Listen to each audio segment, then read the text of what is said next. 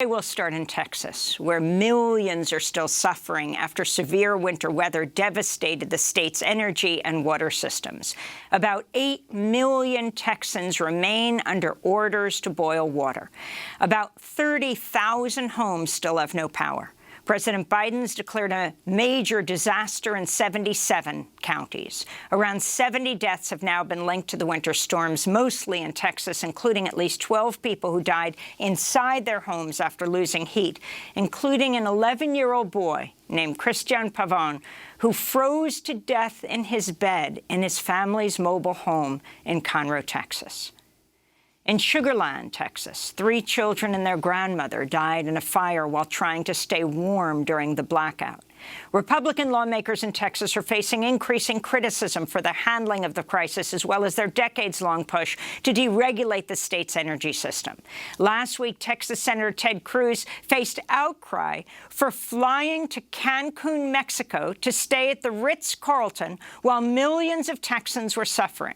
Cruz initially blamed the trip on his 10- and 12-year-old daughters. On Sunday, protesters brought a mariachi band to play outside his home in Houston.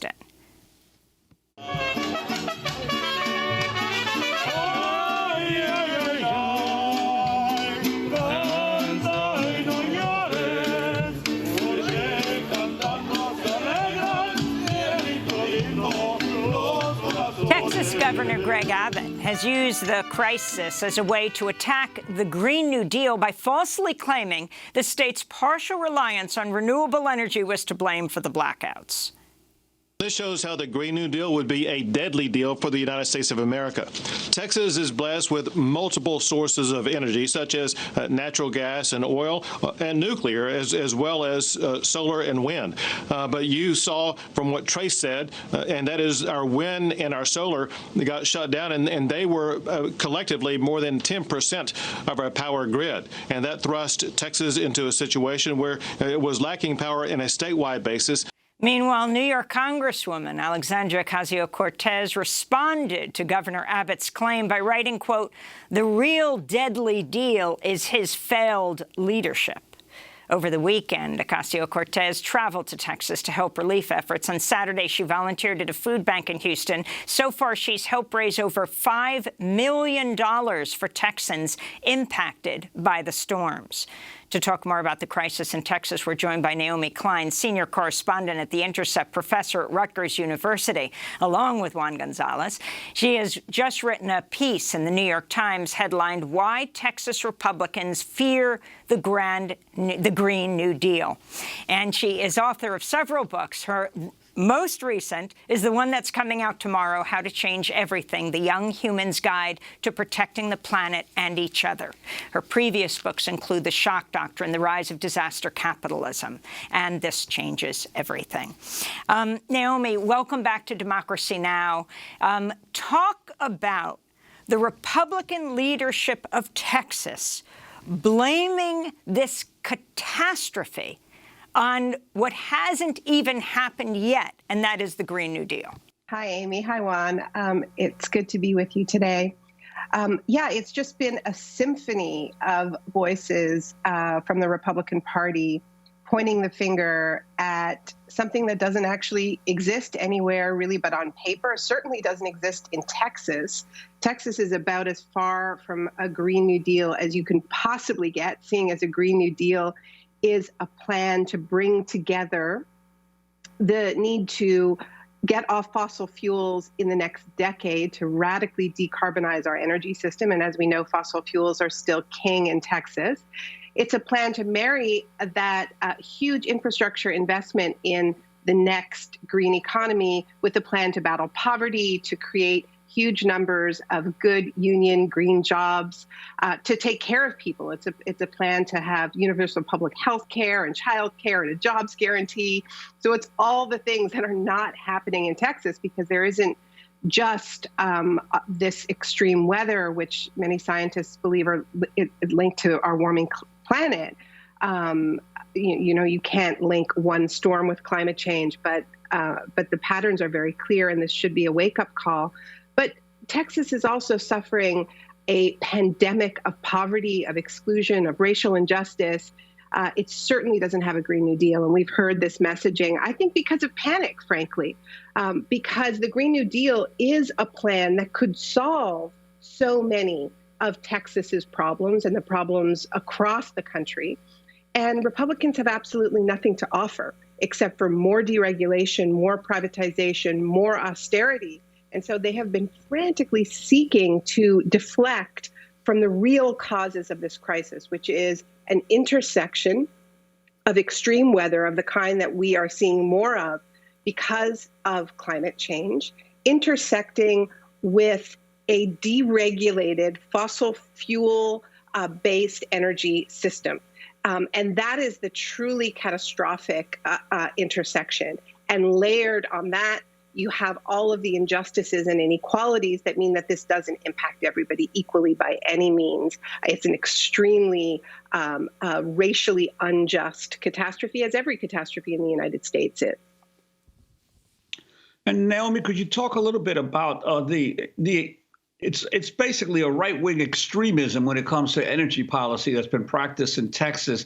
The origins of the deregulation movement that Texas pioneered, and also the other wrinkle in this is this notorious independent streak that Texas not only wants the United States to be energy independent, the state of Texas wants to be independent from the rest of the U.S. electrical grid so that other states couldn't come to its support in this time of crisis. Sure. In headlines, I heard you playing a clip of Alexandria Ocasio-Cortez's trip to Texas and the fact that she helped raise, I believe, $5 million to this point. And she's been very clear that she doesn't believe that poverty, that charity is the solution to these systemic failures. And of course, she is probably the person who's most closely associated with the calls for a Green New Deal in government. But I think that what she's trying to show with this action is that government should be there to take care of people, that we should have each other's backs, particularly in a crisis. The ideology that has governed Texas now for at least 4 decades is an ideology, I think, best encapsulated by Ronald Reagan's famous phrase, the 9 most dangerous words in the English language are, "I'm from the government and I'm here to help." And I think it is worth pausing over that because that sort of glib slogan that people should be afraid of a government that's there to help. When you have a catastrophe like the one that is unfolding in Texas, but more broadly, the pandemic everywhere, it's really quite chilling because people need a government that is there to help. And so, in Texas, they just took this to the extreme. And so it goes back further than the 1990s, but a series of fateful decisions were made in the late 1990s when Enron, blast from the past and now defunct, but the scandal-plagued energy company headed by the late Ken Lay, led this successful push under then Governor George W. Bush to radically deregulate Texas's electricity sector. And they won, is the bottom line. And as a result, decisions about the generation and distribution of power were stripped from regulators in Texas and handed over to private energy companies on the basis of this logic that what's good for industry will be good for everyone else. Prices will be lower. There'll be maximum competition. So you have all of these private players competing with each other. And as you said, Juan, they are, quote unquote, independent from the rest of the grid. I see some really interesting parallels with what has happened with COVID, because when you hand over essential functions of the state to private companies, whether they're healthcare companies or whether they're energy companies, what they seek to do is make maximum profits. And you do that through, quote unquote, efficiency. Now, what does efficiency mean in practice? It means you take out all the slack in the system because you're wringing out profits, maximum profits at every turn. So when it comes to something like healthcare or elder care, that means you don't want to have a single empty hospital bed or a single empty bed in an elder care facility because that's an inefficiency. But then if you have a shock, like a pandemic, you have no slack in the system to absorb that shock, and you have disaster, right? What we've seen in Texas is something very similar with energy, right? There's no slack in the system. There's no built-in redundancies, because if you're plugged into the national grid, if you have a shock in your state or in one location, then energy from somewhere else that is not having a shock is able to come in and cover for you. In Texas, they took out all of those redundancies, and so then you have a weather shock that puts stress on the system, knocks out capacity. And also there's a surge in demand because it's freezing and everybody wants more energy. And it just blows the whole system out in the same way that the pandemic blew out any capacity in the healthcare system, if that makes sense. So unsurprisingly, these private companies prioritize short-term profit over costly investments in maintaining the grid, in winterizing the grid for an extreme event. They took out all the built-in redundancies. And today, Texans are at the mercy of regulation allergic politicians who failed to require that energy companies plan for shocks like the one they're experiencing right now, and like the ones, frankly, we are going to see more and more of because of our destabilized climate. And Naomi, as you've often documented, every crisis brings an opportunity for other capitalists to profit. Who will benefit from this crisis? Can you talk about the shale gas company, for instance, Comstock Resources? Right. Yeah. Look, energy companies are it's a windfall as they are proudly telling their investors. Comstock Resources is a shale gas company, and on an earnings call last Wednesday, their chief financial officer said this week is like hitting the jackpot with some of these incredible prices, because once again, there are no protections for consumers. So all of this was sold to Texans based on this idea that it was going to lower their energy costs. But there's no protections from costs going up when you have a huge surge in demand like they're experiencing right now. So people who were fortunate enough not to lose their power, and I know you're going to be talking about this more later on in the show, but people who had their power stay on are now being hit with these absolutely exorbitant electricity bills. Once again, no protections for them because it's a market free for all, which was the vision from the start. And so you have politicians like Ted Cruz now, banging their hands on the table saying, this is wrong. What is it? What are these huge bills? It's entirely legal. This is the result of the energy system that they built. So, Naomi, you have the former governor, Rick Perry, who is also the Secretary of Energy of the United States, retweeting an article saying, quote, if we humans want to keep surviving frigid winters, we're going to have to keep burning natural gas and lots of it for decades to come. He also went on to say Texans would be without electricity for longer than 3 days to keep the federal government out of their business. I don't know if that's why Senator Cruz fled to Mexico to keep the federal government out of Texas.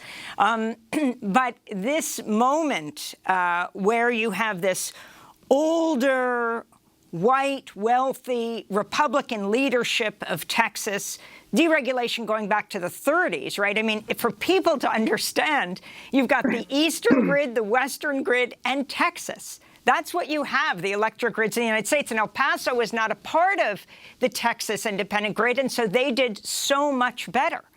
But what this means for that leadership and the young leadership that has been fighting for a Green New Deal, that has been recognizing COVID as a scientific reality that Texas was disastrous in dealing with.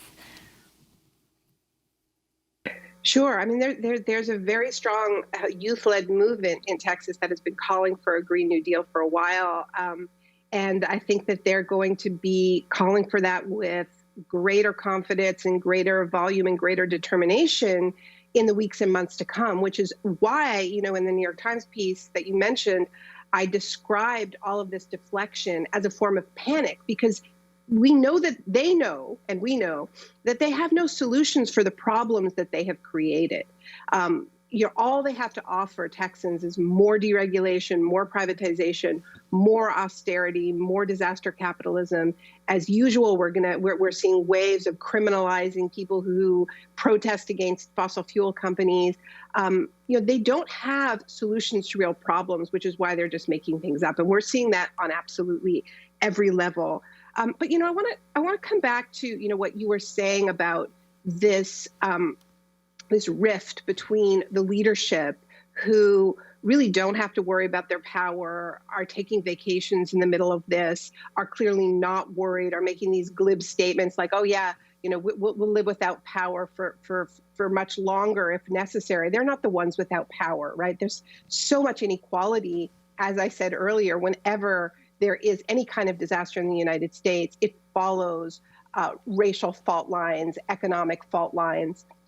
And I think that we should think about Ted Cruz's ill-fated trip to Mexico not as a quote-unquote mistake, as he now describes it, but in a way as a metaphor, Amy, a metaphor for how these politicians actually think about the climate crisis. They don't think it's a hoax. They just say that publicly. They know it is real. These are people with deep ties to the oil and gas industry, and the oil and gas industry is in lots of ways benefiting from the climate crisis because there's melting in the Arctic. It's opening up. It's opening up trade routes because of that. They're having to adapt all kinds of their own infrastructure to deal with the reality of climate change. They don't really genuinely believe that it isn't real. They're on the front lines of it in lots of ways. What they believe, and I think we've talked about this before on the show, is that this is somebody else's problem. They believe that their wealth, their power, and their privilege will protect them from the worst of its effects. And if we want to know what that looks like, it looks like Ted Cruz boarding a flight to Mexico in the middle of a disaster to go to the Ritz-Carlton in Cancun. And that is something that I've tracked, over the years, in this privatized response to crisis, right? So it isn't just the systematic neglect and deregulation of the private sphere, of the infrastructure that regular people, everyday people have to depend on in a crisis. It's that they're simultaneously building their privatized kind of rescue bubbles. There was a short-lived airline that I wrote about in the Shock Doctrine many years ago, short-lived because it was ahead of its time. It was called HelpJet. It was launched in Florida, and it was a private jet airline that would that would send a notice to people in Florida when their beachfront homes were at risk from a hurricane. And their slogan was something like, turn a disaster into a luxury vacation. This company would send a limousine to come pick you up, take you to the airport, and jet you out on a private jet, make your reservations at a luxury resort. And that was their idea of how to deal with a disaster. Now in California, when there are wildfires, there are private firefighters that come to protect the mansions and the wineries. So they don't see themselves as part of the public infrastructure that they're systematically allowing to degrade. They believe they'll be fine. What does that look like? It looks like Ted Cruz flying off to Mexico. Now, he got caught. He's calling it a mistake. It's actually a metaphor for the fact that they don't believe they have to deal with the effects of the disasters that they themselves are creating. And Naomi, if we could, the Biden administration, I'm wondering if you could give us a brief take on how it's been responding to this crisis and also in its initial weeks in terms of its climate policy. I think that there are obviously some good signs when it comes to climate policy, the canceling of the Keystone XL pipeline. I think most significantly, we're seeing much more coordination between different arms of the government. And this has been something that's really been lacking in previous administrations, where climate has just been treated as a narrow pollution issue that should be dealt with by the EPA and the Energy Department. And I think one of the most significant things is this sort of commitment to having individuals whose job it is to make sure that all the different arms of the government, all the different departments and agencies are talking to each other. But Keystone needs to be more than just one pipeline canceled. It needs to be a principle. And the principle is we cannot be building new fossil fuel infrastructure. I know you've covered the intense battles against Line 3, against the Dakota Access Pipeline. All of this new fossil fuel infrastructure needs to be canceled. We cannot be locking in new fossil fuel infrastructure when we need to be winding down if we're going to get off fossil fuels in a decade, which is what scientists have told us we need to do. So there are some good signs, but unfortunately, we're still at the level of symbolism. We are not at the level of actually doing what is necessary to prevent the kind of catastrophic warming that we can't survive. We're already in the era of climate shocks, of climate disasters. But if we don't get off the road we are on, if we don't swerve, then we're going to be dealing with shocks that we can't adapt to. I don't think I think we need to be talking about whether energy belongs in private hands at all, whether this is just too much of an essential service, and also whether we just need too much change too quickly to have the private sector involved in energy in the first place. And these are the sorts of policy discussions that the Biden administration, because of its ties to the private sector, is really not willing to engage in yet. But they're going to be under huge pressure, I think, particularly after this, by the progressive wing of the party, by outside climate justice movements. And we'll see what happens, because they've already moved a lot more than they've wanted to move. Biden is doing more than that his campaign was promising, certainly in the early days. So we'll see. They are under pressure. They have moved, and they're going to need to move further. And Naomi, we only have 30 seconds, but of course the youngest are also such extreme victims of this catastrophe. We learned about 11-year-old Christian who went outside, saw snow for the first time to play in the snow, came inside and froze to death. We hear these stories as part of the 70 people who have died as a result of the storm. You have a book that's coming out tomorrow. Tonight you'll be doing a big virtual event with Sunrise Movement at the Brooklyn Public Library. Your book, How to Change Everything, The Young Human's Guide to Protecting the Planet and Each Other. Your final thoughts on why you wrote this book. Thank you, Amy. At this event tonight, we'll also be joined by Takata Iron Eyes, who is a young woman who is from Standing Rock and was one of the young people who helped start that incredible movement in Standing Rock against the Dakota Access Pipeline, and is just one example of the fact that young people now, and by young people, I'm not just talking about university students, I'm talking about middle school students and high school students, are truly the heart and soul of the climate movement right now.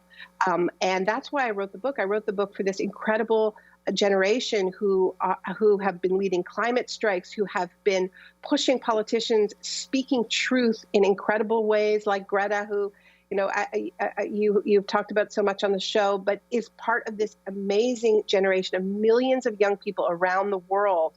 And there aren't a lot of books that take them seriously, that treat them with the dignity to believe and understand that they're ready for the truth because they're living it, and they need some tools, some intellectual tools, some facts, some figures to fight for the future that they deserve. So that's why I wrote the book. And I'm so excited to have these opportunities to interview young people about why they have built this amazing movement. And that's what we're going to be doing tonight and over the next few weeks.